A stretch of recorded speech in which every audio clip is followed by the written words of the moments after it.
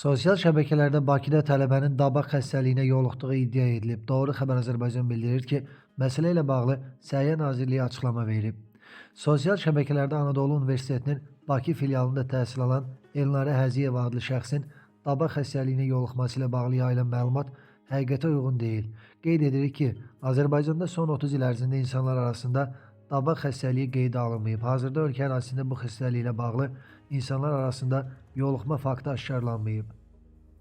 Vətəndaşların diqqətinə çatdırırıq ki, yalnız rəsmi mənbələr tərəfindən təsdiqlənmiş məlumatlara etibar etsinlər. Eyni zamanda media nümayəndələrindən də xahiş edirik ki, ictimaiyyətdə əsassız narahatlıq yaratmamaq üçün yalnız rəsmi və dəqiqləşdirilmiş məlumatları yayımlasınlar deyə məlumatda vurğulanıb.